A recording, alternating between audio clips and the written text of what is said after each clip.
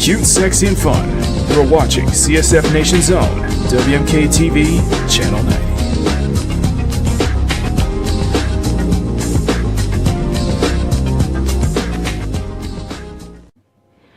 Good morning, CSF Nation.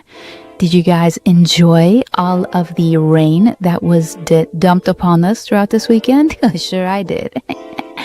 But it didn't stop any of us as the Lunar New Year events continued on through this weekend, and even the strong winds and rain did not stop the parades that were going on, especially in Pacific City. An absolute fun weekend to be had. Now, we do have a very important 7-day forecast to take care of, as we have more rain and plenty of breaks throughout this week, so stay tuned to this week's 7-day forecast for the first week of February, and sponsored by Canberra Dollhouse. The stormy weather pattern has made its way into the CSF Nation last week, bringing plenty of light rain and scattered showers. Adolphs Bay and Pacific City will be experiencing the heaviest rain this week, with Royale a close second. Reports from Pacific Gate measure the rain to a few hundredths of an inch, and the rain will be going into the evening and stopping into the early morning hours before picking right back up again. Wet weather will be the warning, of course, as the roads will be very slippery on your morning commute, so everyone be very, very careful. If you're in Arwinian Vista and Bahalaberg, there's a slight chance of flooding on the creeks and low-lying roads due to saturated soil. As far as the temperatures go, it will be warming up into the upper 50s to lower 60s throughout this week, but the evenings will be very, very chilly, with temperatures in the low 40s to upper 30s, especially in Adolphs Bay, Arwinian Vista, and Pacific City. There will be breaks in between the rain and scattered showers throughout this week, and it will vary from city to city, so please check your forecast to know which days will stop raining in your area before it picks right back up again the following day. The rain will continue for only Palmetto Valley. Everywhere else will be sunny to partly cloudy skies on Saturday. It's a good break before the rain possibly returning next week. One more thing to note is that the storms along the coast and near Valhalaberg and Arwinian Vista have been classified as level 2, so that means increased chances of flooding down tree branches and possible power outages for the next 5 days. Be sure to stay tuned to your local news station to stay ahead of any changes throughout this week, especially the possible flooding and power outages. And that concludes this week's very wet 7-day forecast for the first week of February, and sponsored by Royale Zone Canberra Dollhouse, which will be hosting special sales and gifts for Valentine's Day. So make sure you pick up your special custom-made gift for that special loved one on that very, very lovely day. I am Marisa Otelli, producer and weather girl from Makini in the morning, and I wish all of you a wonderful rest of your day. Please, please, please stay safe out there, especially on the morning commute. The roads are very slippery, and we will see you all next time. Until then, ciao! Mwah! Back to you, Makini.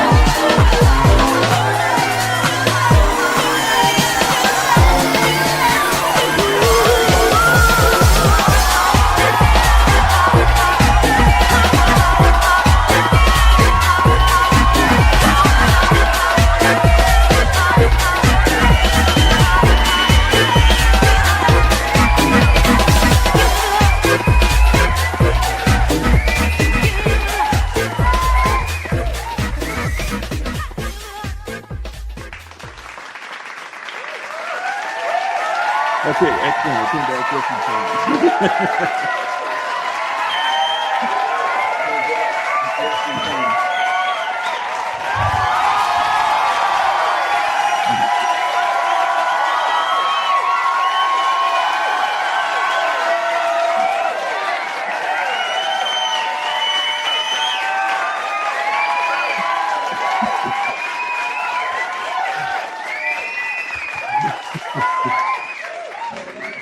I gotta share this real quick. I gotta share this real quick.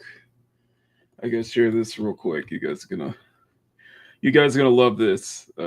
You guys are going to love this. Let me share this to the.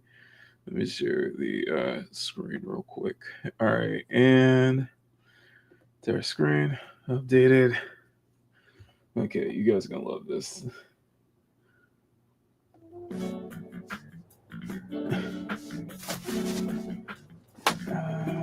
Where is there's no sound? There is. Oh my god, there is no sound. I can love it. I can love it. Sorry guys. Sorry, 1 second. There we go.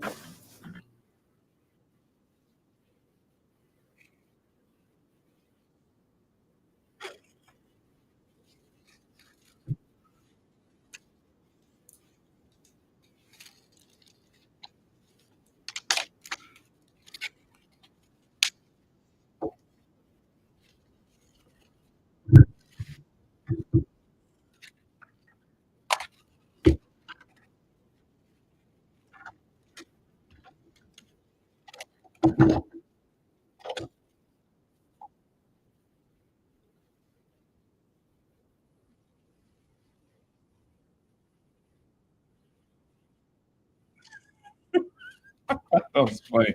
Animation link in the description. Thought that was a little funny there. Anyway, good morning, CSF Nation. I am Makini 90R streaming in Illustrator. Welcome you to the Wednesday edition of Makini in the morning. Hope you all are doing well. Today we got a lot of stuff to go over, and we got some stuff to draw as well. Let's go ahead and bring this up. We gotta make it a little bit quick because we are pressed on time. So let me go open up my files here, and so little background. It's February, and everything. The one thing I do every February is a thing called Month of Hearts and Chocolates. It's all Valentine's Day themed illustrations, where the idea is that I do drawings of girls who actually give you, the viewer, a box of chocolate, and I play around with that. Um, because I'm working on other stuff at the right now. I don't think I only have time for like one illustration, so my kind of plan here is to knock out this Miyabi illustration so I can get back to that other Marvel Rivals illustration. I've been living on a back order for too long. But I started sketching this yesterday during work. Jumped into the line art on this one as well. And what we're going to try to do today within the limited time that we have is get the colors done, and then start rendering. So that's going to be our plan today. We got 4 people watching. Thank you guys so much. If you guys can, and we'll go over a couple of topics as we go along today. So smack that like button, make it jiggle. Smack that subscribe button and make it jiggle as well. You guys have been absolutely amazing. Absolutely amazing. Let me go ahead and turn on the music so that way we can really get the ball rolling here today. So let me go ahead and turn on the music. I'll just pick a track. Okay, there we go. Okay, perfect. I've heard you complain, so I'm trying to keep it at a nice volume so that way it doesn't overpower my voice. Okay, there's no problem with my voice. So let's go ahead and say hi to everybody in the chat. Um, mhm.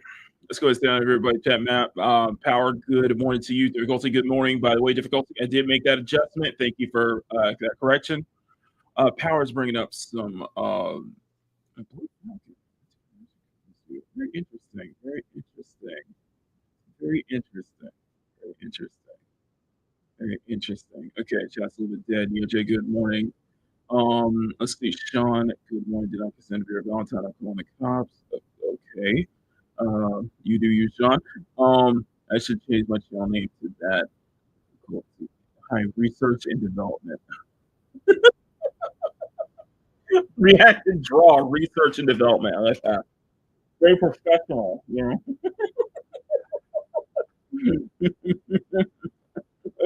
Very professional. Eli, good morning to you. Loki's still going on. So, Kristen, good morning to you as well. Oh, what do I do a crisis right now? Remember, we're not big enough to entice like 100 people on a morning early this early in the morning. So, not saying that we won't get there eventually, but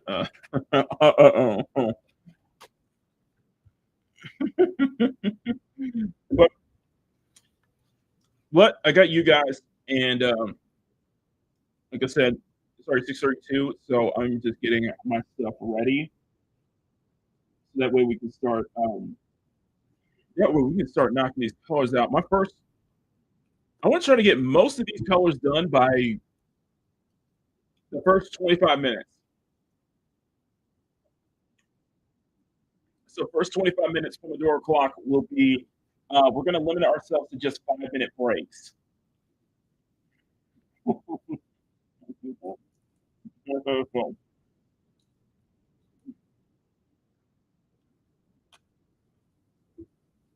What? I'm so sorry. I'm eating Pop Tarts right now. I'm trying to catch up here. Sorry about that. Trying to bring my references up too. So we're good to go. My bad. My bad. Everyone. My bad. Where is it? Where is it? Okay. Um, okay. Okay. And okay, so we are good to go. All right, guys. Like I said, I got a couple of topics on hand, or at least I got two topics on hand, and one of them is definitely meant for the video, hands down. One of them is definitely meant for the video as we get to as we get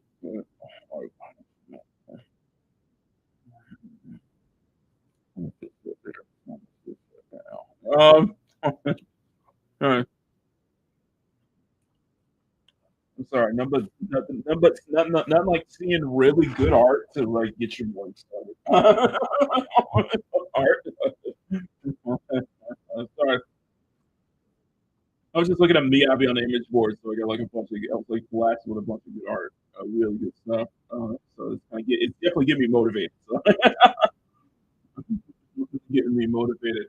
All right, now where is the where's the now where's my other reference folder? Makini, where is my other reference folder? I am very, very unprepared this morning. And I can't even find my drawing gloves either, which really sucks. Anyway, motivations. Where is that? Okay, here we are. Here we are. Intel. Let's go. Okay, Intel. Let's put this over. And then we will jump right on it. Okay. I know we are running low on time right now. Let's see where is it? Okay, here we go. Okay, and just to be on the safe side, I will keep my clock. I will when I turn on Pomodoro mode, I will keep the chat visible. Okay, I promise. I'll do it this time. I'll keep the chat visible. All right. Now, let me set, and I will add this to the I will keep the chat being visible. So,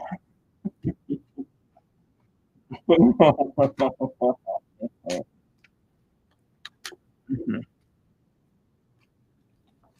mhm. Okay, let's do this.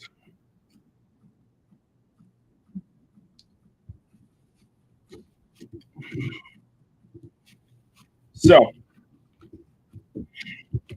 first off, we're gonna do first off, we're gonna do a breakdown. First off, we're gonna do a first off, we're gonna break down the outfit real quick before we get done to a topic I want to talk about here. So, we start with hair. So, we're gonna hair first.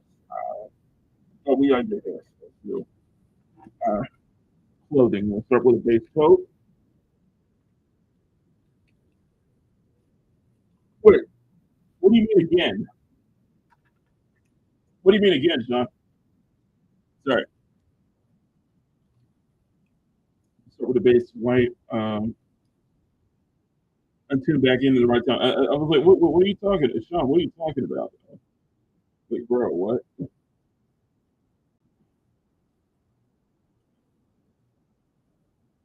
I love this, dude. Sean, shut up. Anyway, so what we're gonna start off with, to start off with is just the outfit. I like it. I like it. I got this idea from actually a Jane Doe fan art that I saw on Pinterest, and I'm liking how extremely like I never did anything that was like I realized I never did anything that was like this. I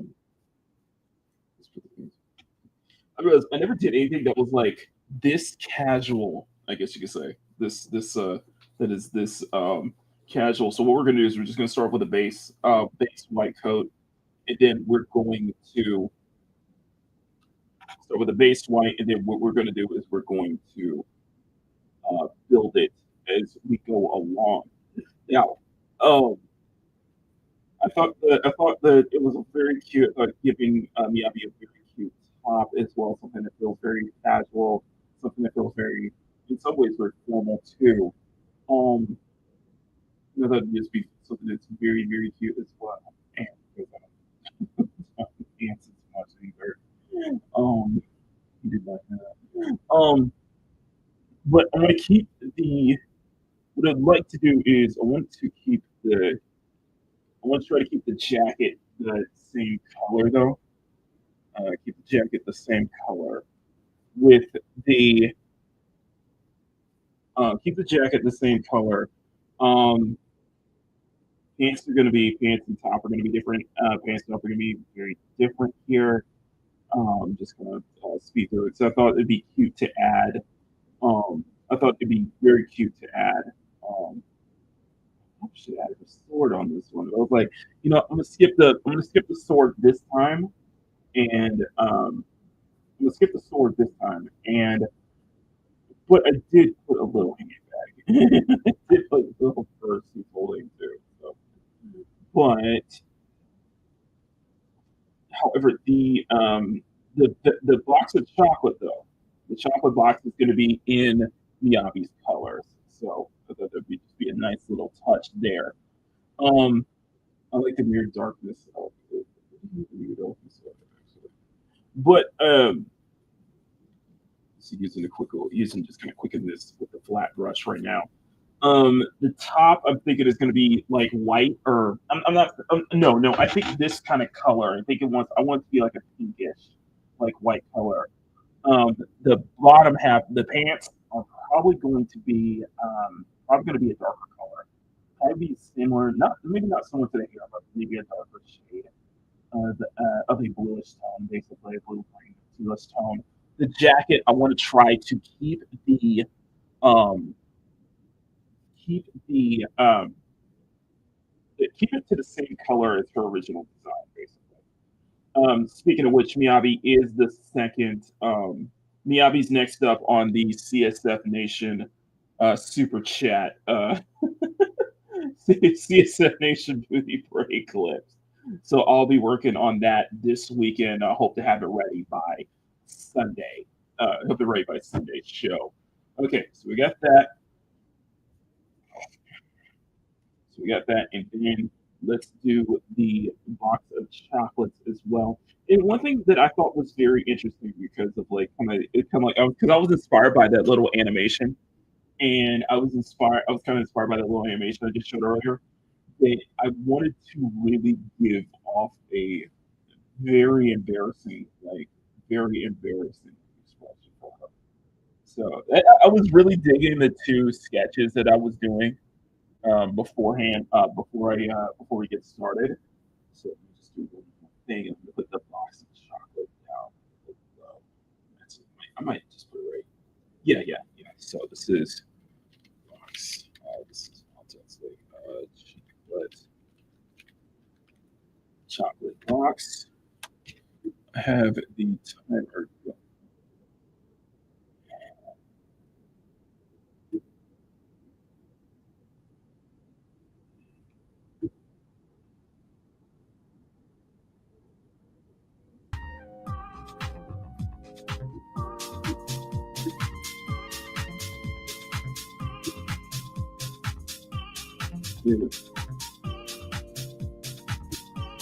Anyway, to continue, the let me show that. Anyway, to continue the like I said, kind of keep it kind of like off white pink with the top, the off white color as a base, basically. Off white color as a base.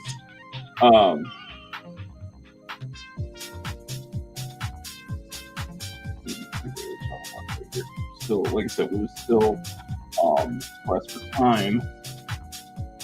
Like I said, we are still pressed for time, and the classical space. Let's see here. So we're going to do a teal.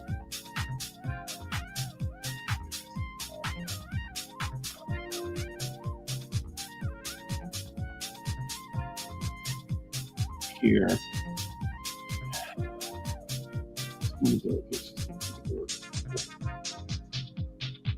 I think I'm just using the dark green, so this way teal is like a base color first. So that's a little too okay. That's That's more bullet green. That's more bullet Steve McQueen green. It's not it. It's not it. Queen should be just about. Should be just about there. Okay. Okay, here we go. So we'll just walk through these details as we go along, okay? That's kind of the fun thing when I do these box of chocolates, I try to coincide the colors of the box to the character's design. Something that's also be here.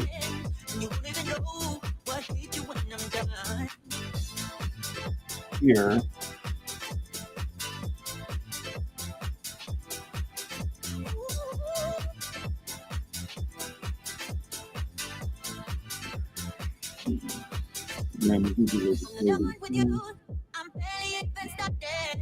Oh, this is okay. That's why.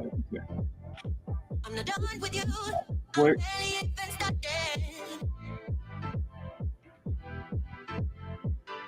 I don't know why you look at me like that. Okay, here we go. Okay, here we go. We got it. Now we got that. Okay, so we got that now.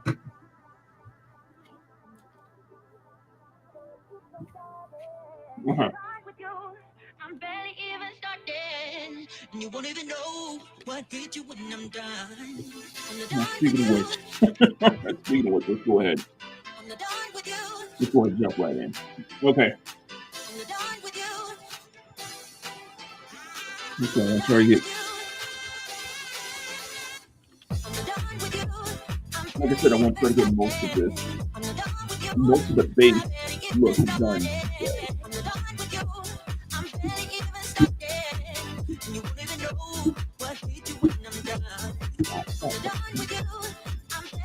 Okay, try to get most of that today.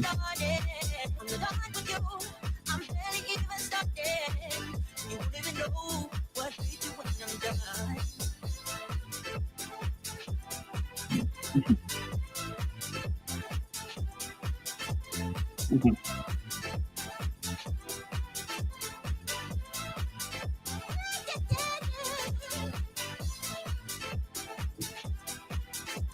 And this is so good, and then start with jacket.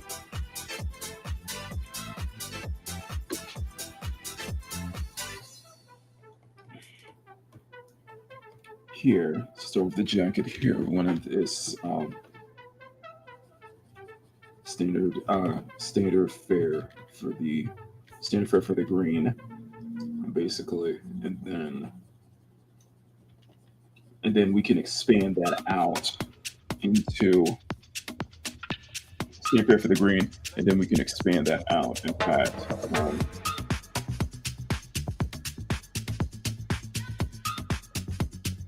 here, yeah, this should be right. Okay.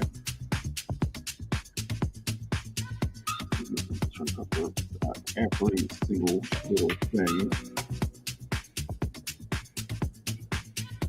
And I thought this would be okay. It did not get everything. Okay.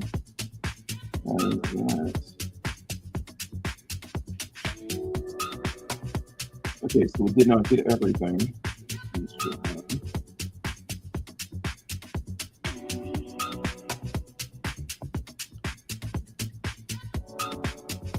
Here we go. So,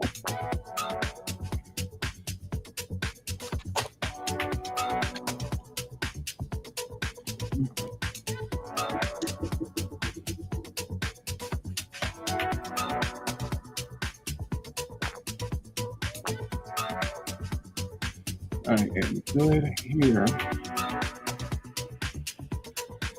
Oh.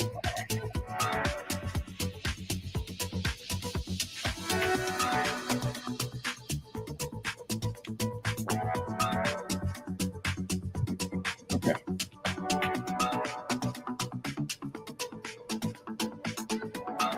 Here.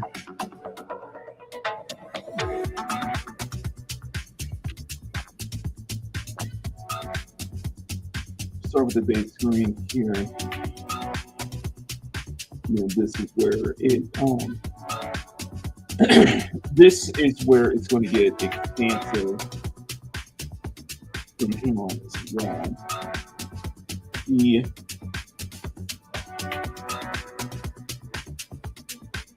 second color.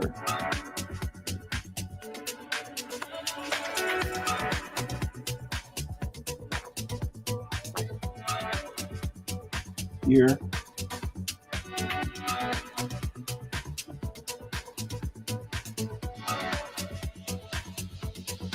Here. And with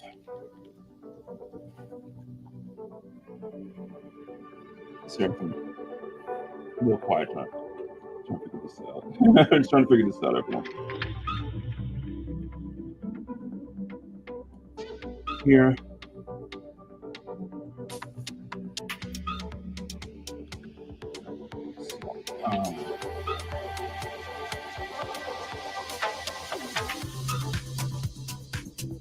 Here, get them start with them. But what it kind of breaks off is that bring that back up. Let's see if we can do this jacket real quick. So we can get the full experience basically. So take this white, take this white. And take this white. And we're gonna. And this is for the.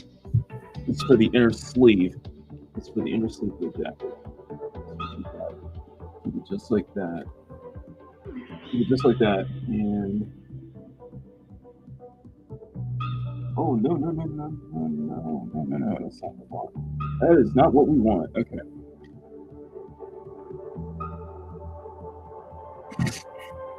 Let's get a flat head brush basically. Let me get the flat brush here. And the thing is, we didn't cover. And the thing is that we didn't cover everything. Guys. The thing is, we did not cover everything.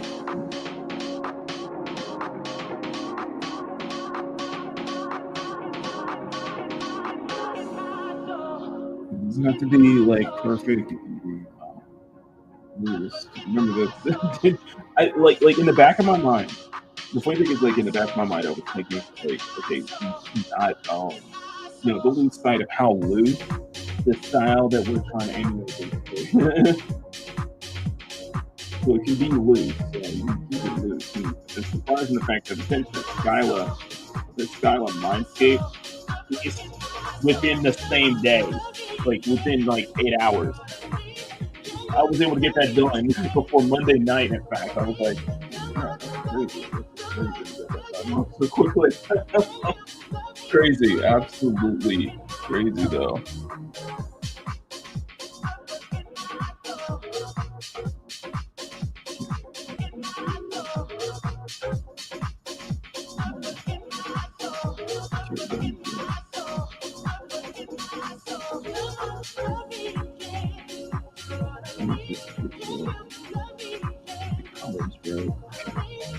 With the yellow in the middle. Okay, yellow in the middle. In fact, there's even more detail. In fact, there's even more details that I missed out on. So that's cool. That is totally cool. I want to try to get, like I said, I'm trying to get as much as we can today. Okay, that's the plan, to get as much as we can done today. I want to try to get to the rendering process today. Lucky Neko, good morning. We're doing Valentines of Zenless Zone Zero as I'm looking through. Right now, remember, we just need good.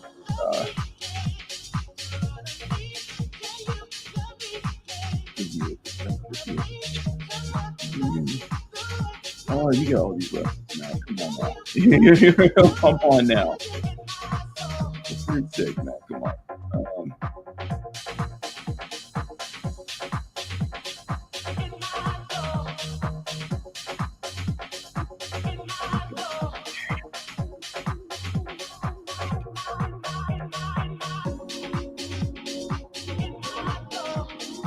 Oh, that's perfect. There we go. That's what I'm looking for.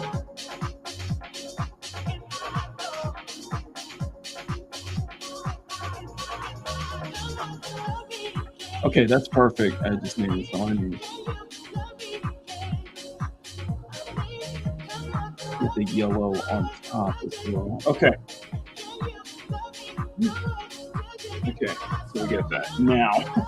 Now it should be knowing. Okay, so we get that.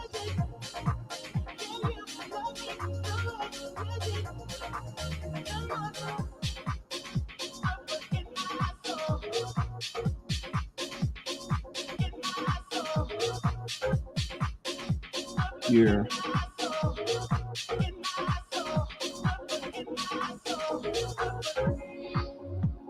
Here we should have much more time, and I know I'm really on time right now.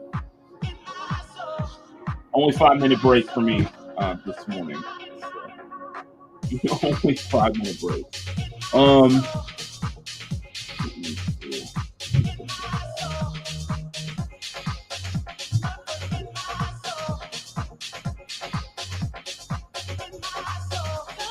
Close. It's close.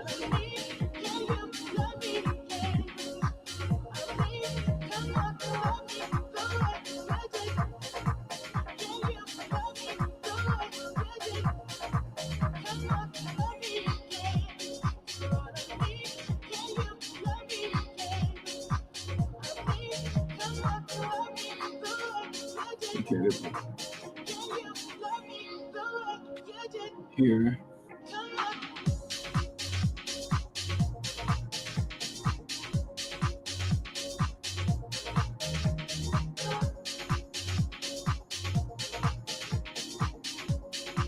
Here.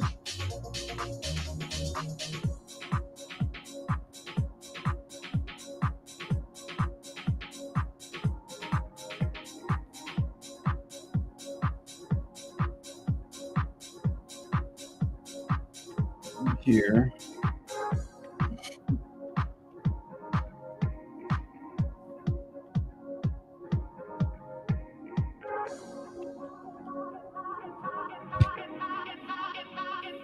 Here.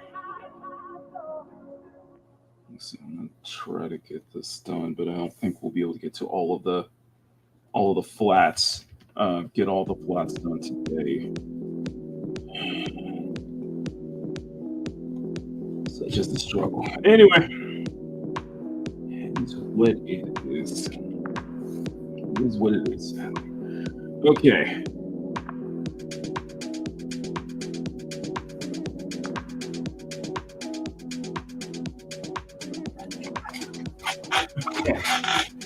Okay. Regardless, you take it what it is. You take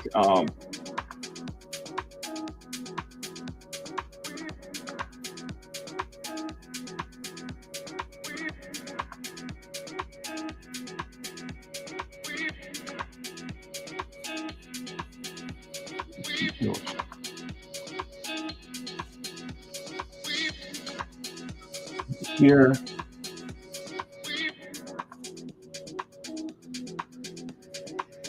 Okay.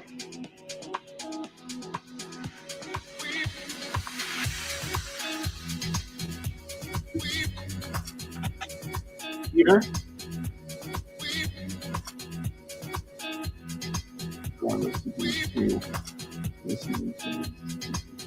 Okay. So once the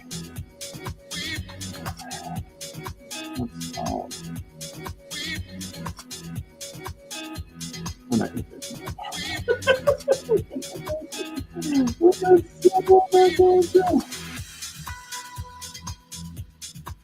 It's so not going to.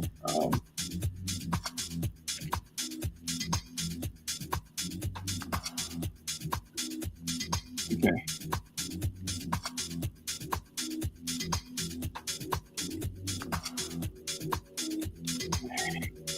You really can't trust this kind of shit either. You really can't. So.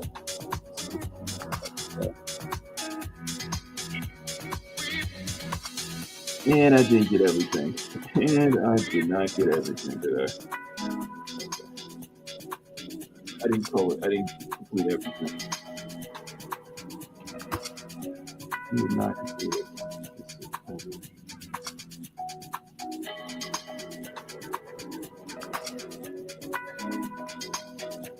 Where's that part of the bird sound? Hold on. There we go. There we go. There we go. Okay. Okay. So we still have more left to do for the jacket, unless you want to go unless you want to just like go for a full more simplified unless you want to just go for a more simplified approach. Usually doesn't have as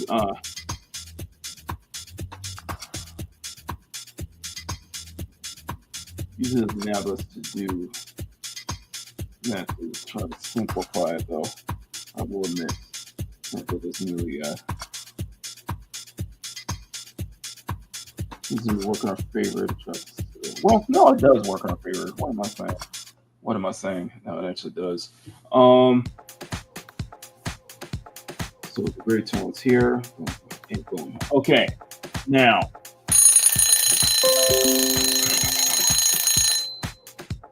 Shoot. All right. 5 minutes on the clock. Okay, so We have a lot. We do have a lot, and that jacket is just it's just important to knock that um important to knock that jacket out. That's what I want. More than anything else. Um, well, just get most, if not all, of the colors done, and, and tonight, all the colors done this morning. Um, this kind of funny thing when it comes to horrorverse and stuff like that is that there are like little details. There's like little details throughout that you can't miss. That you can't like skim. You really cannot skim over. So you got to get those done too, and that's just standard for that's just standard for anything Hoyoverse related. It's not compulsory. It's standard. So you got to make sure you get everything. I do want to cover. Yeah. I gotta get all of it. Okay. Now, there's one thing I want to cover. We may not have time. I may not have time for all of it, but there's one thing I really do want to cover. So, this I've decided that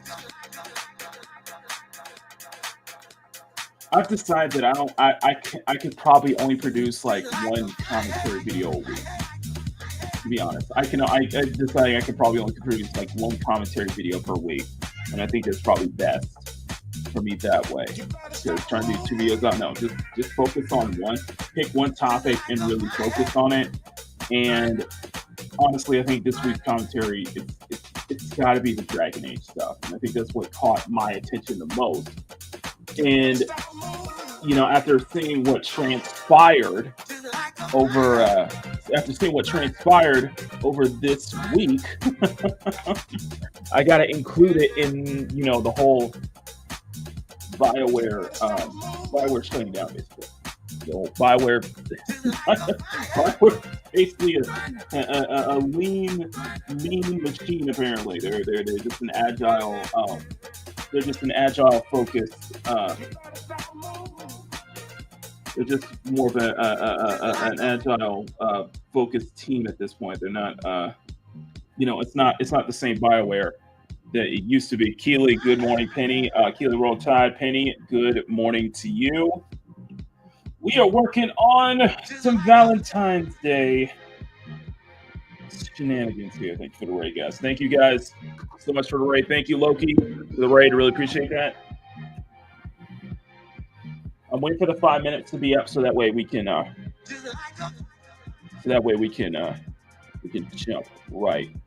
jump right back into it. Now I do have a couple of things I want to get off my chest when it comes to this. I've got a couple of things. If you can let me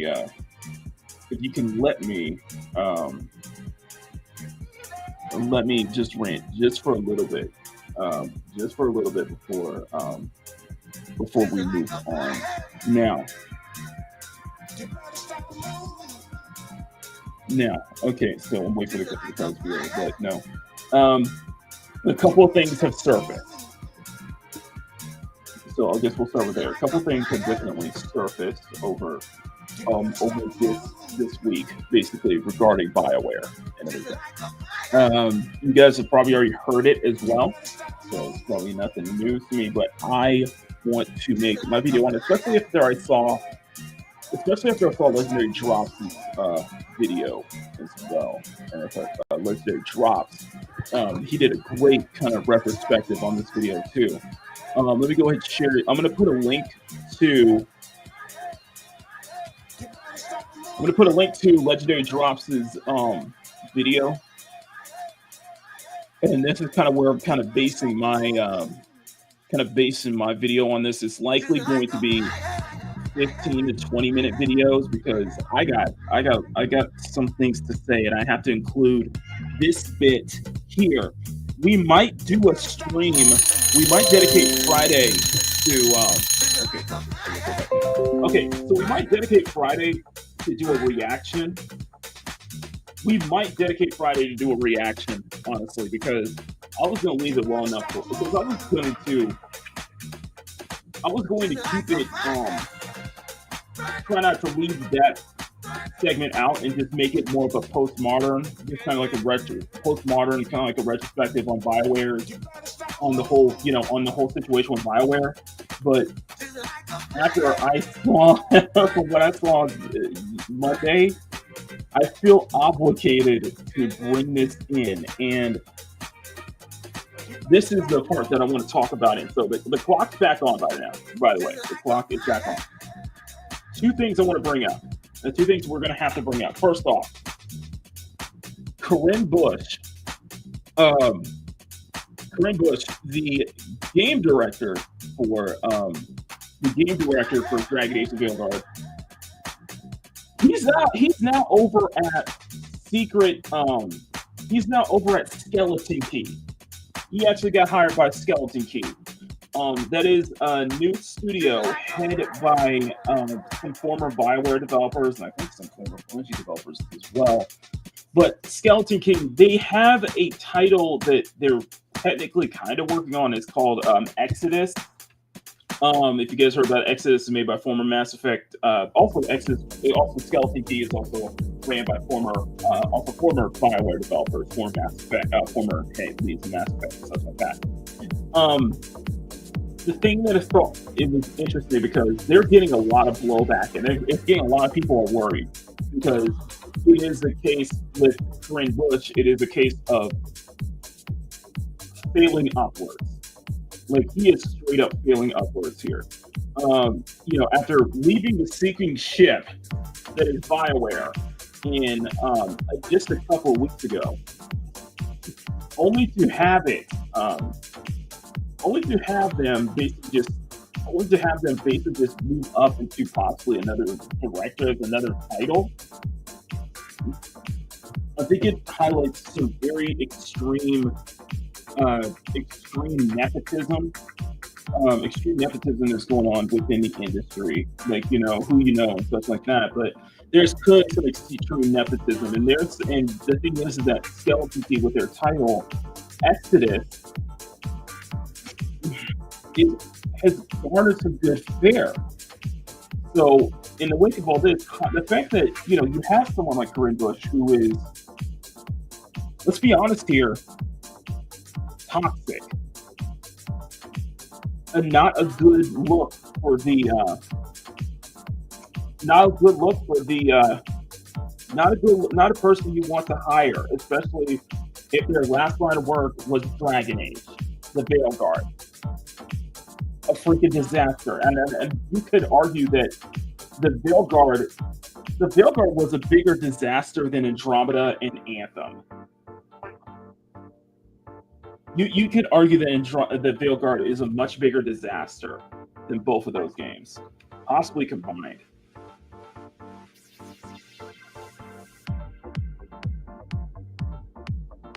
So, and I'll mention this in the video because to everyone at Skeleton Key, good luck, because you really think it's a good idea to hire this person who basically crippled BioWare. But it's a case of nepotism. It's a case of extreme nepotism, especially when they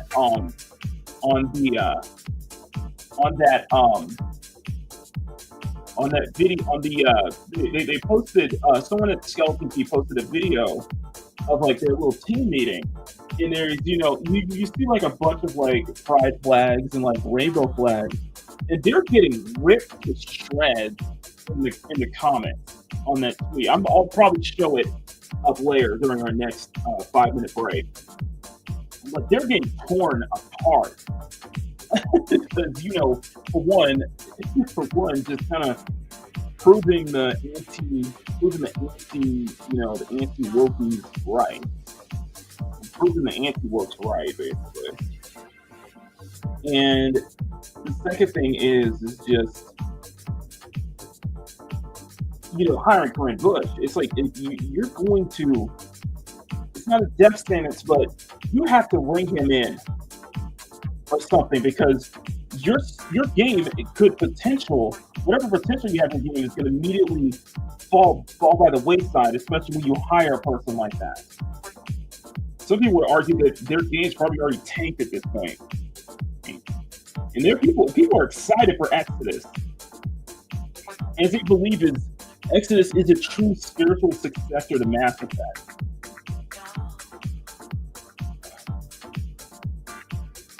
But that was the first part of the BioWare video that I want to make. The second part of the BioWare video that I was going to leave it well enough alone, but the meltdowns are insane. And it's not just Reddit. It's not just Reddit. You guys have probably seen the videos the video or the stream that went super viral or that got people talking about. And that is from this is called a shill, Eddie. Eddie, you guys know as Unifade Walker on YouTube. Massive Dragon Age Veilguard shill, to be honest. And she's getting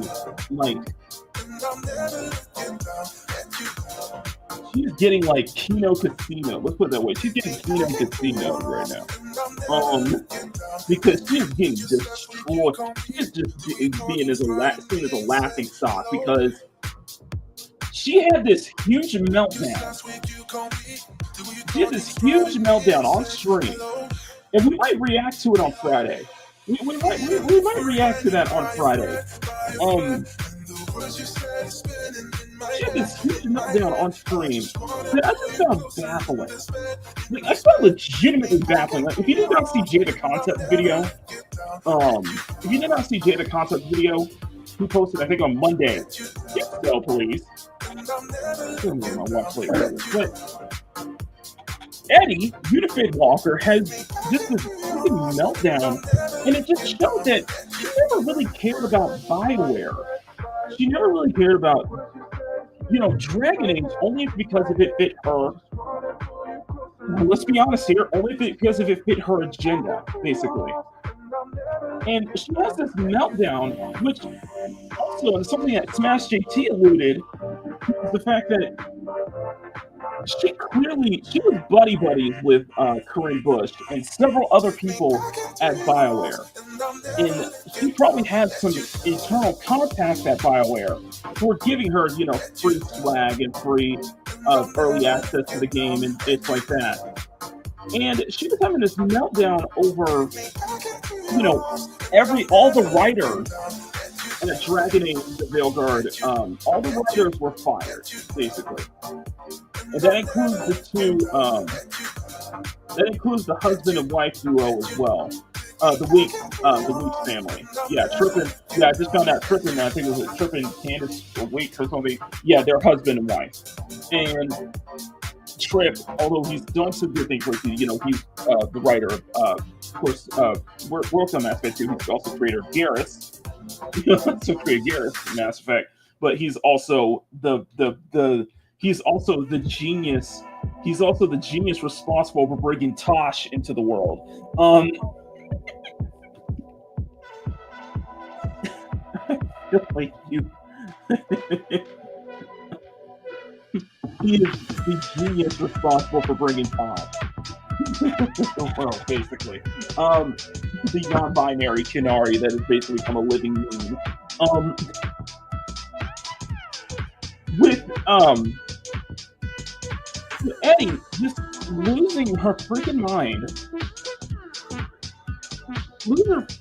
over this, and it's like, one, you didn't care. Clearly, you don't care about Mass Effect in general. Clearly, you don't understand how this works. Because, it doesn't matter, because at this point, even if you have a team, even with the BioWare team of, industry veterans, they still made a bad product. Dragon Age the Veilguard is a bad product. Stop trying to beat around this bush. It is a bad product. Okay? I don't know how else to It's a bad product. Yes, there's going to be some downsizing. Yes, it's just a bad product that basically was a financial disaster. No matter how the mainstream media wants to spin it, it was a disaster. Couldn't even recuperate it. It was basically it's a big like Game Awards in respect. I made like 2 videos on this on Dragon Age Veilguard at this point. And I think one thing that A doesn't understand is that like even if it's made by industry veterans, like the people who actually did the good work at BioWare were likely relocated to other positions or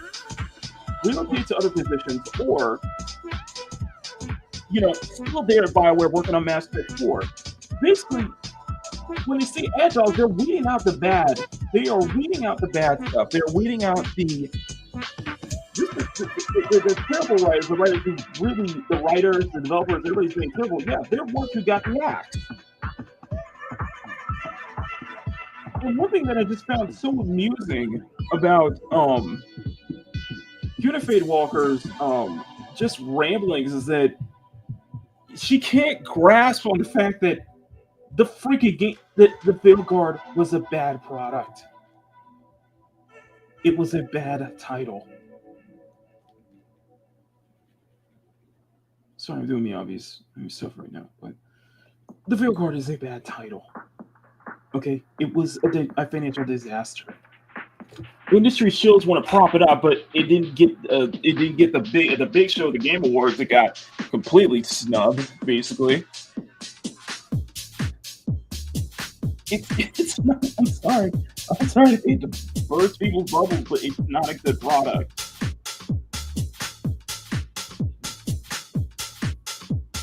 It's not a good game. And one thing I noticed is that they don't bring up, they don't even have they don't even bother bringing up the fact that Kurt Lewis has got a new job under Skeleton King. They don't even bring that up. He doesn't even bring that up.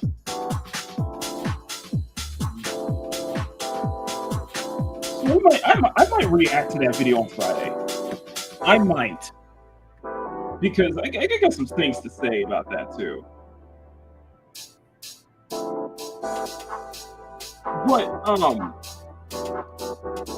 But just it's more than just coping with seething. It's very disingenuous on her part.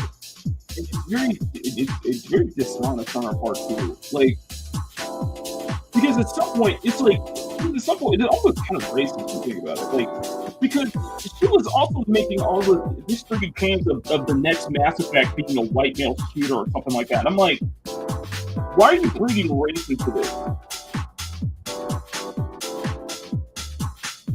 Why are you bringing race into this?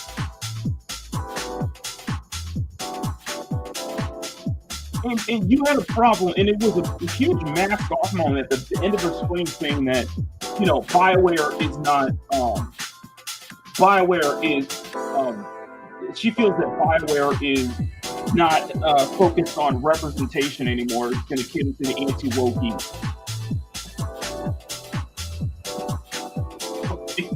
Forward. I'm like, first off, BioWare is still having this.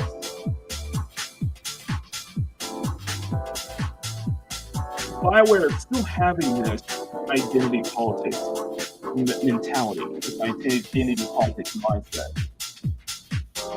Moving on with the Mass Effect and stuff like that. It's like, no, it's still going to be the same, basically. It didn't change. They hadn't gotten rid of the woke or whatever. Like, I'm really at this point where I'm going to look at people where immediately where I will immediately, and I mean, and I will immediately turn off anything that describes anything they're talking about as woke. I'm really that like the whole thing with Kingdom Come Deliverance too, where people were so like, people were like going after Hypnotic and stuff like that. And it's like Hypnotic make a great point. It's like just because, put it this way, just because a game has optional just because there's an optional romance in Kingdom Come Deliverance 2 doesn't really classify as woke. Now it's funny as hell. It's funny as hell watching. It's funny as hell seeing IGN basically get ratioed again for their little video on how to achieve the gay romance, and they dedicated an entire video on how to get on a how-to guide on getting the gay romance in Kingdom Come Deliverance 2, which is freaking hilarious. Absolutely stupid. Absolutely stupid hilarious. But you know, I agree 100% with not. It's like just because there's a gay romance scene here, especially because it's completely optional, doesn't mean it's woke.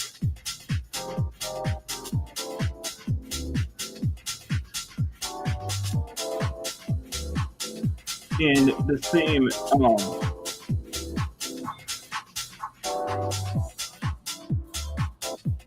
and it's just like the same thing. You have to look at that the way I look at I just look at that whole situation. I'm staying out of that whole Kingdom Come Deliverance situation. I'm staying out of. But I look at it the same way I looked at Baldur's Gate 3.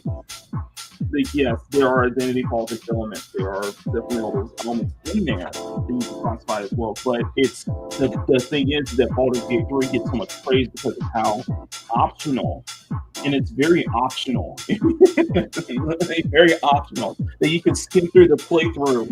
You can go through an entire playthrough of Baldur's Gate 3 without even having the experience that even once. You know? With Dragon Age, you can't. The Dragon Age, it's basically a lot of those elements are embedded within the game, and you can't skip it. You have to play through the games. In fact, from what I said is that you have to go through the you actually have to go through the clan stuff to get to 100% in the Veilguard stuff like that. But just back on top of the Veilguard, I really did get the sense that this little meltdown from Unified Walker, she really does not care about BioWare as a whole. And that she clearly had contacts within BioWare, and those contacts were the people who were fired, who ended up getting fired. I think it just seems blatantly obvious that it was clearly the people who got fired. That's why it was giving her, free contacts. And that's why she was having this meltdown on stream. That's why it went viral, and people are just, well, she's just basically becoming a lolcow.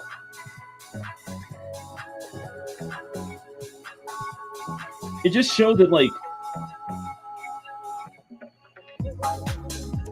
it's just to show one thing you just completely forget to grasp that we can sing a company's praises until the cows come home. We can sing a company's praises until the cows come home, but all we see it is you. But don't forget, it's just the thing you gotta, don't be. And I'm taking this with me and shit stuff and stuff like that. Like, don't, dude. I don't know how to put it. These companies don't care about you. These companies don't care about you specifically. They don't care about you. Like, if anything, Unified Walker was just more than just a useful idiot to EA and BioWare. And the sooner she realizes that, the better. the better off she'll be. Because you can have this, you can dedicate your channel to Dragon Age Go or whatever you dedicate your channel to a game you like. I follow a lot of channels that dedicate themselves to only one game. But even they know that even they're willing to, point out the criticism, they're willing to, call stuff out and such like that. Even they're willing to, they're not one of these like these booty atoms or anything like that where they're just an industry shill. They're just a complete shill, and they're not a youthful idiot. And that's what Eddie was to BioWare, was basically a useful idiot. How else do you explain why she's melting down right now? So I'm putting that into the video as well. So I'm gonna have to. I feel like obligated. I need to put that into the video because, like,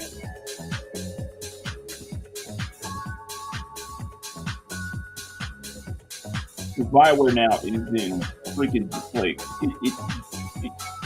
are they going to get shut down? Are they going to get through Mass Effect 4? We'll know. Those rumors are pointing out that BioWare admin, by the way, was because she was saying that, BioWare was shut down. All the anti-wokies were saying that BioWare shut down. No, BioWare Edmonton is possibly shutting down. That's what people were saying. BioWare Edmonton office is possibly shutting down. But BioWare, the company as a whole, likely not. Likely it's what they said. It's going to be, it's going to be a more agile, focused team. They're probably getting rid of the dead weight, getting rid of all that stuff, so they can actually have so that Mass Effect, the next Mass Effect can actually have, a proper development time. They're not running back and forth between, different plans and ideas. That was the whole problem with the Veilguard, because originally it was supposed to be a live service multiplayer Dragon Age. It was supposed to be a live service multiplayer Dragon Age, where they had to change that. They had to course correct on that, especially after EA probably realized that the whole thing with live services don't do too well. You can't have all these different, you can't have like hundreds of live service titles exist at this point. People's time is limited when it comes to that stuff, and their money and their attention is limited too.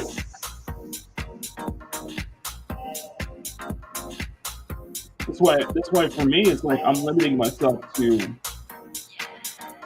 That's why I place a limit for myself with only 3 gacha games at a time. And then for me it's Snowbreak, Nikkei, and Zenless, and that's it.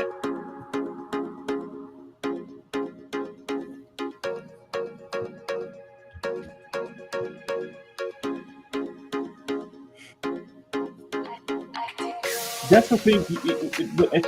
Is that of course, right, it's a live service, but this angle, especially when you have someone who worked on The Sims and stuff like that, someone like Frank Bush, who clearly puts their gender identity, gender ideology first before anything else. It's not doing good for anyone. It really isn't.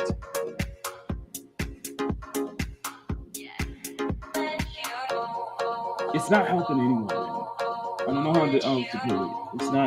It's not helping. It's a case of Corinne just failing upwards. He's just failing upwards. Well, you got the people like the Trip Weeks and stuff like that, the Week family and stuff like that. They've been dropped. They're trying to look for other jobs, stuff like that, and it's like, honestly, my sympathy is so low at this point, because you guys really put the it's not you just put the cart before the horse, but you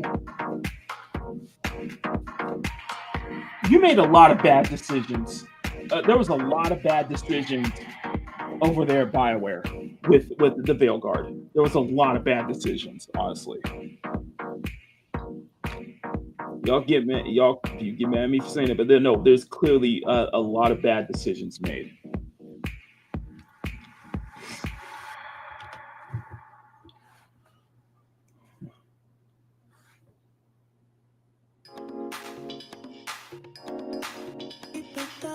There's a lot of bad decisions made at BioWare. And to be honest, you guys are reaping what you sow.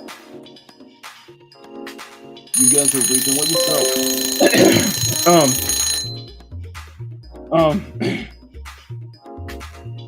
It's not just Unifade Walker melting down. It's Reddit.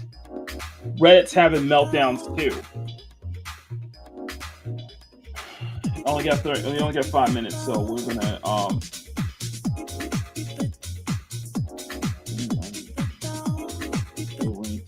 yeah, this is all I'm putting all this in the video. Honestly. And I want to share an excerpt from Legendary Drops. I'm done. I want to share a real quick excerpt from Legendary Drops because there was a good point in this video that I want everybody to watch, and I think I kind of basing mine off of his, basically. I understand that under financial pressure, but doesn't that just highlight how needless the aggressive efficiency of giant corporations is? Douse isn't necessarily throwing stones from a glass house here. Larian is a big old studio, true, but it's something of an anomaly in the games industry. Tencent has a minority, non-voting stake in the company, but non-existent, young adult audience, populating it with a cast of millennial, maladjusted, socially awkward archetypes who felt more like reflections of their own personal social circles than actually compelling characters. And then on top of that, they forced in divisive, socially liberal gender themes, not because it made sense to the story, not because it was actually good for the game, but because they wanted to push their own worldview into the game. It added nothing to the game's quality and ultimately only took away from it. At a time where gaming is more divided than ever, they doubled down on their own ideological messaging instead of focusing on telling a damn good story. They believed that their perspectives, their experiences, and their beliefs mattered more than the needs of the audience or the financial survival of their own coworkers. And when a studio starts prioritizing personal agendas over player engagement, over financial stability, over creative integrity, there is only one outcome: failure. So why should we mourn the loss of that institutional knowledge? Why would you want to keep people around who actively killed the very studio that they're working for? If a studio's leadership and long-term developers become so disconnected from their audience, so lost in their own ideological echo chamber, then what value does that knowledge have anymore? None. Absolutely none. Not a single drop of value. I am so sick and tired of this narrative that's being peddled that firings and layoffs are immediately a bad thing in this industry. We have an industry that is running to the defense of people that are bad at their job, that are putting the livelihoods of their fellow coworkers at risk at every single given turn. You have to route that out. Simple as that. Done. He's not wrong. And I think that's what the case going on with BioWare is that you're just routing out the people who are just not good at their job. No matter how long they've been in the industry, no matter how long of experience they are. And that includes the veteran writers at BioWare. Exactly. Done. End of conversation. Sure, EA has had their hand in this, in BioWare, that they still value BioWare's reputation. And from my perspective, this actually gives me more faith in Mass Effect 5. Because a lot of people miss this. The director of Mass Effect 5 was already trying to distance themselves before Dragon Age the Veilguard even came out. I talked about this in a video way early on, but when people are asking about the writing, when people are asking about the themes, when people are asking about the art style, they said no. Listen, I'm just going to put it this way. I think my BioWare video is just going to be more of just going off the cuff and saying my personal thoughts on this and not relying on an article or anything, because at this point, everybody knows about it and such like that. So I think I'm just going to go from my own personal feelings towards this. Teams that it included. That writing team, that leadership, likely wouldn't just lay their head down. No, they would feel emboldened. They push even harder in the next game because they would want to fight back against the perceived enemy that they have. That's exactly what they would do. And they would waste even more money. They'd probably have even more people lose their jobs, and it would sacrifice even more of the studio's reputation. That would be the end result. But they recognized that it was an issue, and they got rid of it. Simple as that. And there's nothing wrong with that.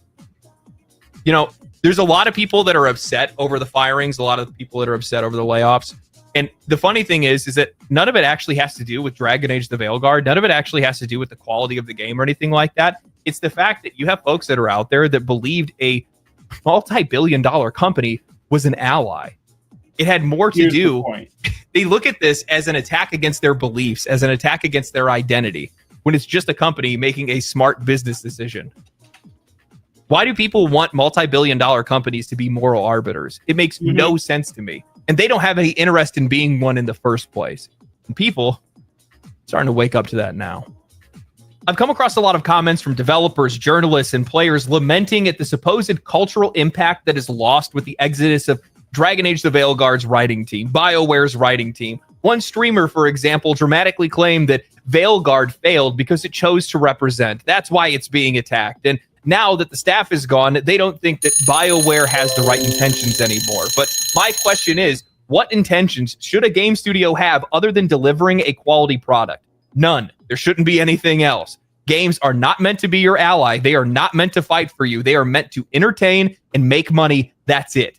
Some of BioWare's writers may have seen themselves as stewards of justice, pushing personal beliefs through their work, but marketing and executives, you are nothing more to them than a consumer to be manipulated and milked for money. And yet people will defend garbage video games, not because they're good, not because it respects the franchise or its legacy, but because it represents something they want to see in the world, regardless of its quality. There's this sense of defeat among certain groups, not because the game failed, but because the pendulum is swinging in the other direction. For years, certain beliefs have been pushed aggressively and across all media forms, gaming, movie, music, television, whatever it might be. And those who disagreed were told to shut up and take it, even if their concerns were about quality and not ideology. I've seen this firsthand. I know exactly how frustrating it can be to simply ask for a good game and receive nothing but hate and vitriol in response. I've seen Reddit threads dissecting my entire personality, applying beliefs to me that I don't even hold just because I dared to criticize a game. And now what? Those same people that have spent years calling other people bigots for criticizing a game's quality are learning firsthand that their opinions are not the popular ones. The gaslighting isn't working. It didn't work. Why? Because Dragon Age the Veilguard didn't fail because of its themes. It failed because it was a bad game.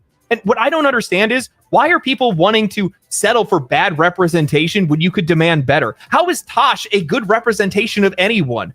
Just like I wouldn't want the stereotype of every white guy being a villain in movies, television shows, and games, why would you want poorly written characters reinforcing negative stereotypes of the identities and communities that you seem to care about? Shouldn't the goal have been to actually have characters that resonate with people, characters people actually like?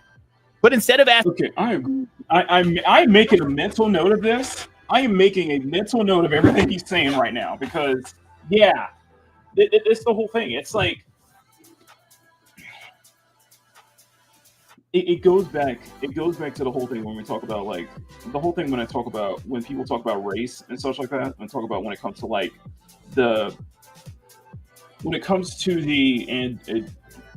Sean's probably more familiar with what I'm about to say, is how whenever you have this thing that comes out, and the most controversial thing is like the race swaps. And my stance has stated this. It's like the people who demand, like, for example, with the Friendly Neighborhood Spider-Man and stuff like that, and all the different race swaps that we saw, the people who put this, because, like, where's the point of the race swap? What is the point of this? And it's like, for people who are saying, like, oh, it's for representation, who want to feel seen, I'm like, how about you guys demand better? Like you guys want to demand all, like, okay, and that's what I always say when it comes to, like, when it comes to, like, a race swap of a white character for a black character. It's like, how about you demand better? How about we demand better because we deserve better? That's what we was trying to think. Like, this hand-me-down slop is somehow representative of the entire community. Well, you know that you're better than that.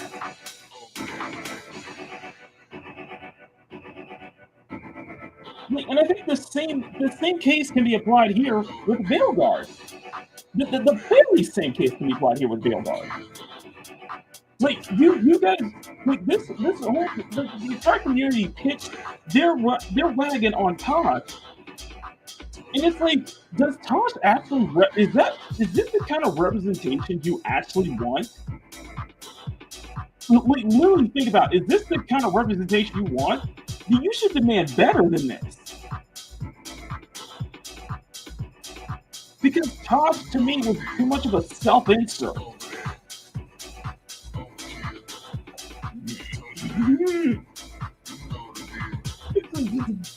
It's an absolute terrible character. Okay, it is a legitimately terrible character. And the fact of the matter is, you're basically being forced to, oh, I am so all over the place right now. You're being basically forced to experience this character's like backstory and stuff, and story and stuff like that. You don't have a choice in that matter. That's where that's where I'm like, with Kingdom Come, like Deliverance 2, all I think is people get the choice to put that in there. People literally do have a choice. In the same vein, we could probably look at it the same way with AC Shadows too. You know, with the whole thing of Yasuke like defiling buildings and stuff like that. I'm like, unless if it's mandatory, unless if it's something that we can't escape, and it's completely optional, like it's something that's free roam, then yeah, that's definitely worth calling out. Blizzard Drops made a good point of like a lot of the writers that were dropped at BioWare were clearly ideologically driven. Like they put their ideologies, they put their own like ideosynthesis. No, they put their own ideologies and mentality, and put that mindset first before, you know, actually writing, you know, stuff that's compelling. They didn't really care about, you know. Did they really care about actually making like characters like Pops more compelling? Characters that people actually want to resonate with? No. It was more about, you know, it has to be this checkbox. It has to be that checkbox. I'm sorry, that's not how it.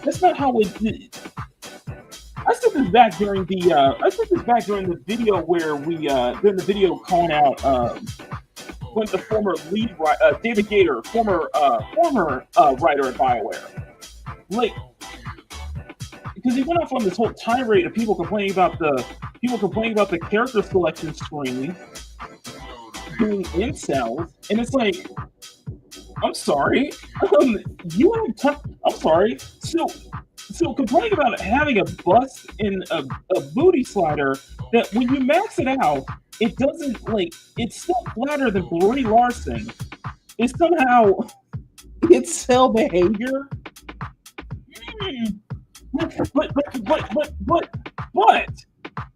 But, you know, putting top surgery scars, putting vitiligo sliders, that's totally fine. That's what they put their focus on. That was like the big thing that people cared about in the character selection reveal was the top surgery scars. I'm like, do top surgery scars even exist in a fantasy universe like Dragon Age? Like, that doesn't make any sense. It's like putting, you know, yeah, you're putting like modern day talking points in a, you know, you're putting modern day talking points in a, it's because you're putting modern day talking points in a Dragon Age game, in a fantasy game, in a basically medieval fantasy game. Like, this is what I was saying. It's just like you're putting, you can't see forest for the trees. You're putting the cart before the horse. You're putting your ideology, you're putting your ideological mentality, you're putting these identity politics and stuff like that that people don't want to see. People are tired of. And no, I don't want, like, you know, no, we don't want this on the other side either.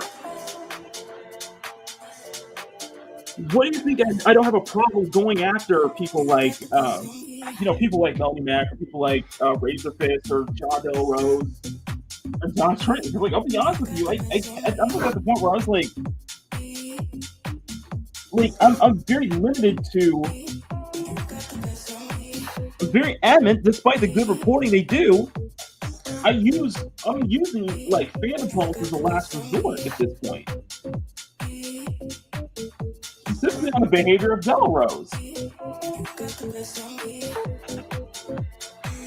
And then the fact that also the gall, the fact that it's like you brought in the one person on Twitter who made a big stink about Doom the Dark Ages. Doom the Dark Ages having difficulty sliders, which it's always had, accessibility options, and because of the look of one female character, you automatically classify as Doom the Dark Ages as automatically woke. Like, what are we doing here, man? Like seriously, what are we doing here?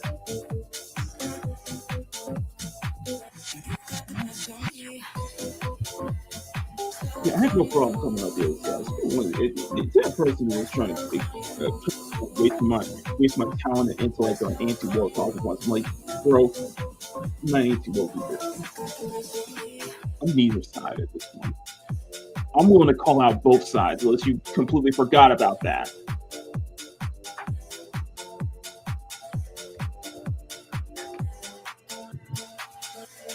She probably didn't forget the fact that I was calling out Melanie. I was bringing up Melanie Max's statement that I dedicated an entire show.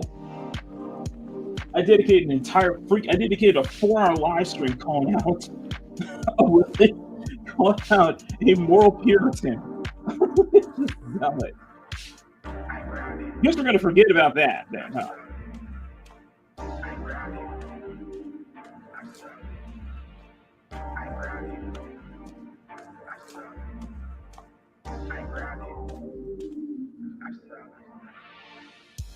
Or difficult in that case, they don't have an option to skip it. It's not an optional choice. Like I heard Atreus, like he gave up. I heard Atreus gave up on Dustborn because it's just like he couldn't take it anymore. And I'm like, you lasted longer than I did. You lasted way longer than I did. Because I was 5 hours in, and I was like, after it, I was like, you know what, I'm done. I'm not doing this.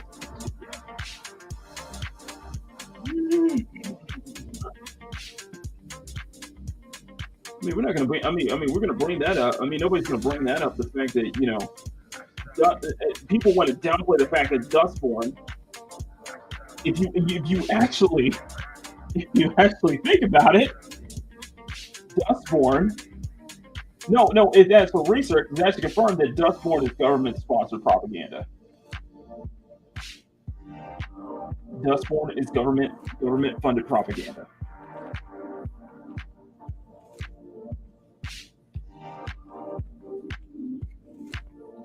No, see, difficulty. I did an entire stream of Dustborn. I actually streamed it. I could only get through 5 hours. And to the point where that barefooted redhead Fred was basically being gaslit and canceled in front of everyone else at the campsite, was at the point I was like, screw this. I'm like, F this game. I'm like, and then find out later that yes, this is basically government funded propaganda.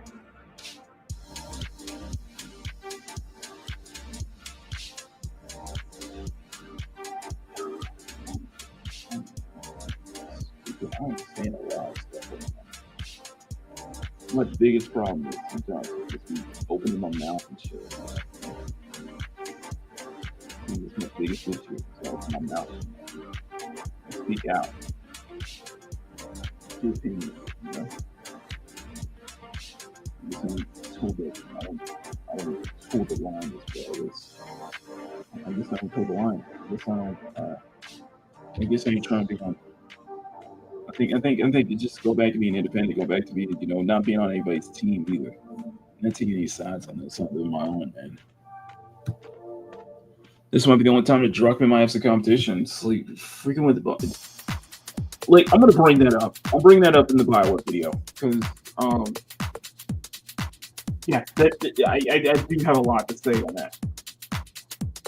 But also difficulty. I want to bring up your comment. with the The writers thinking they'll become the next VN member on the Princess Queen in the EA. Well, I want to bring this up. Mr. Christian, but hey, completely misunderstand.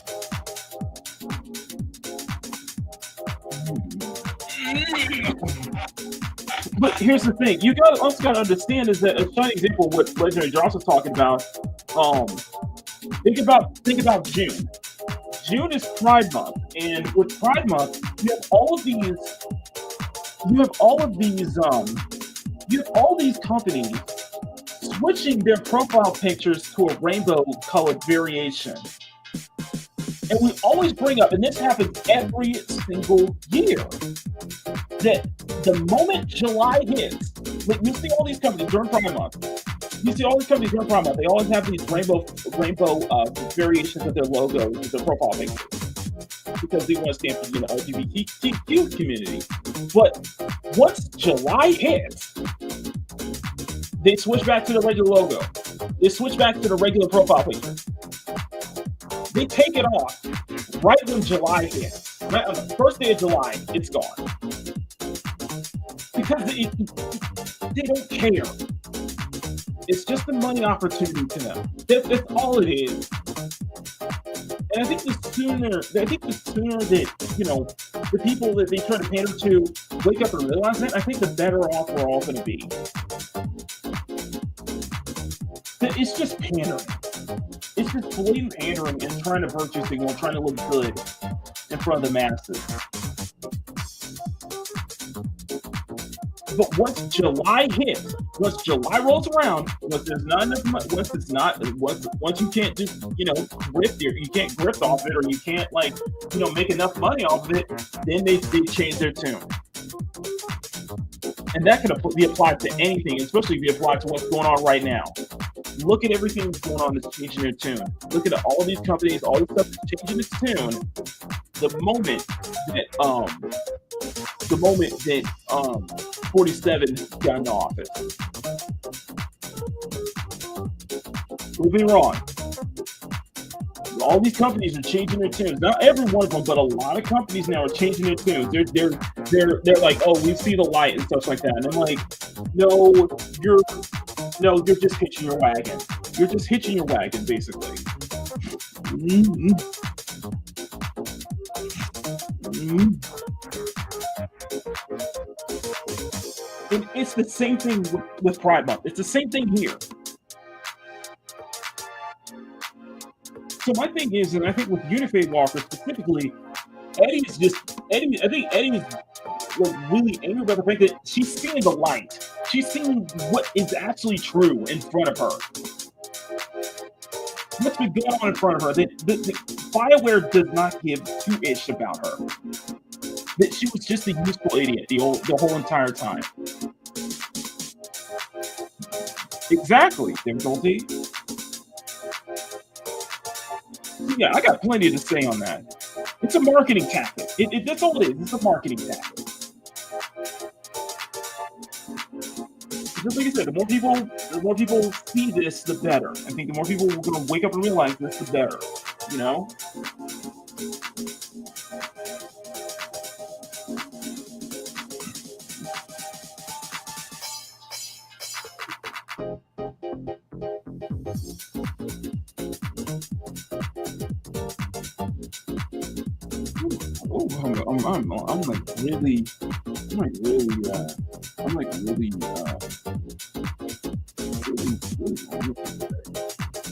Yeah, it's just, I think it's just like, the more I think about it, the more it's just like really annoying. And it's just like, the more I think about just like freaking Unified Walker's meltdown, and it's like, I you know what, I feel obligated to actually bring that up, because that does play the whole thing with BioWare, with BioWare's complete meltdown, with BioWare is in such big trouble right now, and all of the people who have been defending the Veilguard and stuff like that are melting down.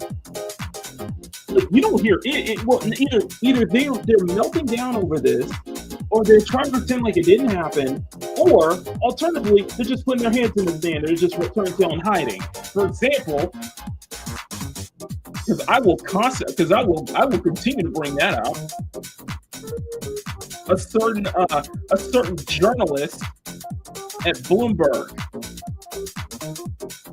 You know what I'm talking about, Jason Schreier. By the way, his account's still private. Even after all of that, his account's still private.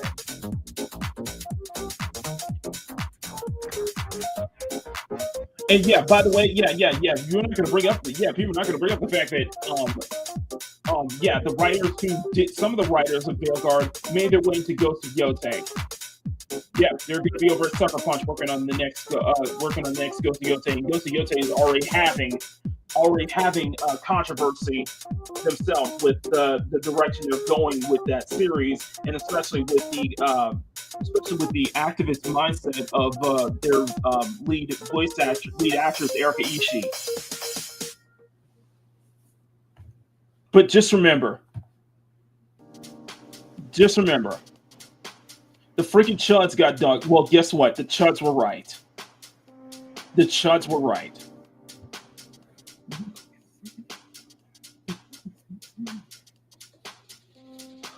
Oh, I'm sorry, man. I'm so sorry, everyone. Just I get so ranty about this one. Like,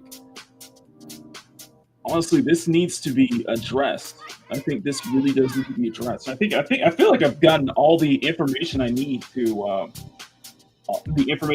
make my video tonight, which I'm going to do it tonight. So anyway, that is going to be it for me today on here on Makini in the morning. You guys have been absolutely amazing. Thank you for letting me kind of go off the cuff and ranty a bit on today's show. I know, like I said, if it's something that I do catches my interest in, something that I wanted to really want to speak up on, then yeah, I'm going to speak up on it. You know, but this mindset here,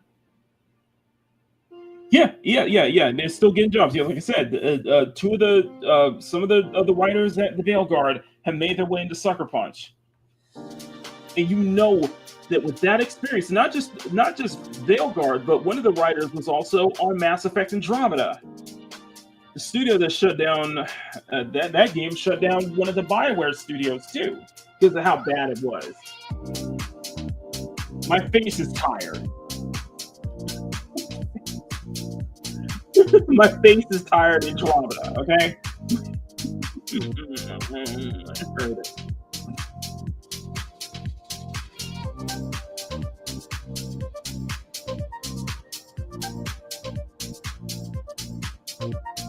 If I had made my point clear, and if I need to, I will go out and I will call out the quote unquote anti-woke as well if I need to.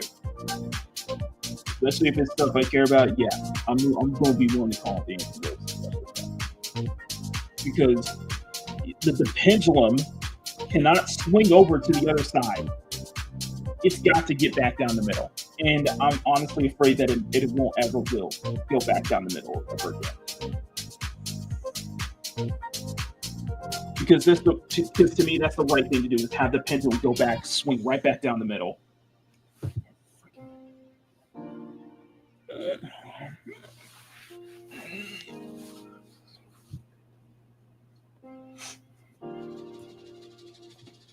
That was the main problem. That was the main issue. That was the whole main issue why we got this whole Goonergate issue going, because once the people who were so advocating for the people who were the big supporters of the Orange Man now, once he got into office, now we're seeing the mask come right off. We're seeing the mask completely slip off now. I.e., the whole Goonergate, the whole stupid Goonergate shit now. Because now look, people are seeing what's going on. People are seeing Delrose for a freaking joke that he is. People are seeing Razor Fist now for the awful human being he is. People see Millie Mac for the hypocrite she is. People seeing that now.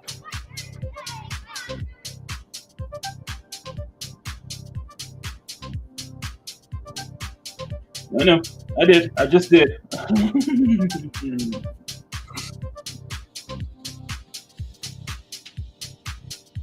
I just did. I just did. Like I said, I dedicated an entire 4 hour. I dedicated a 4 hour live stream breaking down that entire video. So no, I don't have a problem calling out the other side now. Something gives more puritanism no matter what side it's on. And guess what? I do care. Yeah, I do care about the industry too. And I do care enough to not have the pendulum swing over completely to the other side. We dealt with one fanatic. We dealt with one side of fanatics for years at this point. I ain't gonna put up with another. I ain't pushing out one just so that another fanatic can just roll right in. And the thing is that, you know, I'm at the point where I'm just like, the only side I got to be on is on my own. You know? And, you know, for me, I don't speak for the CSF Nation. I don't speak for my own fan base. But for me personally, I advocate for the pendulum swinging right back down the middle. It needs to go back to the middle. It needs to go back to the center.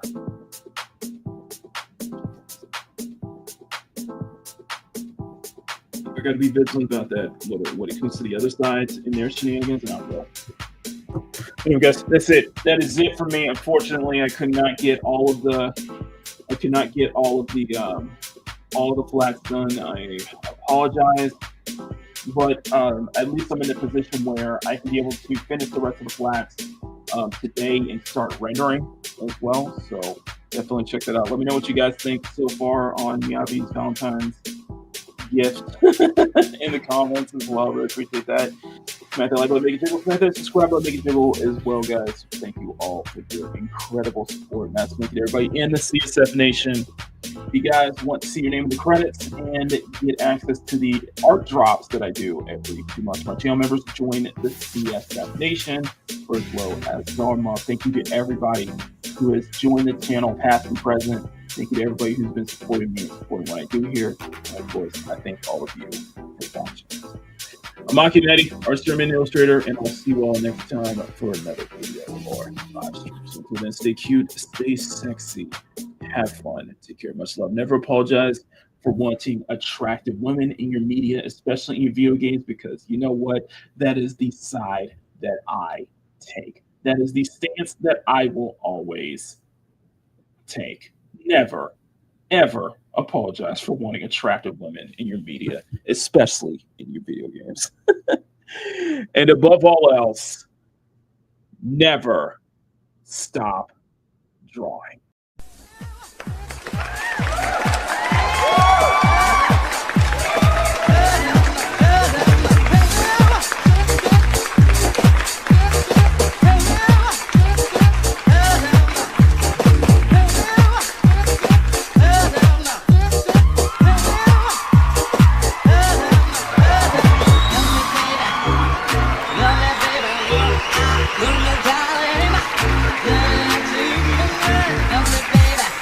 Makini in the Morning is filmed before a live studio audience at Makini Studios in Arcadia Village's South Tower, right here in Pacific City.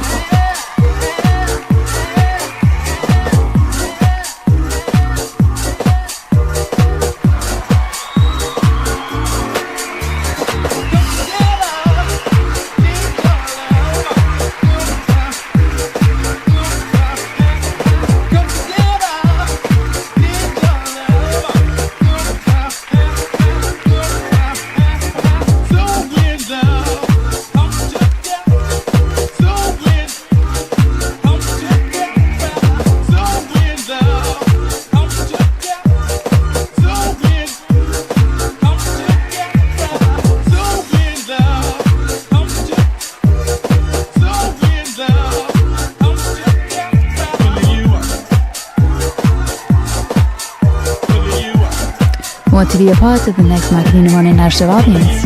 Well, all you have to do is visit youtube.com/Makini90 or call 765-9077. It's all free.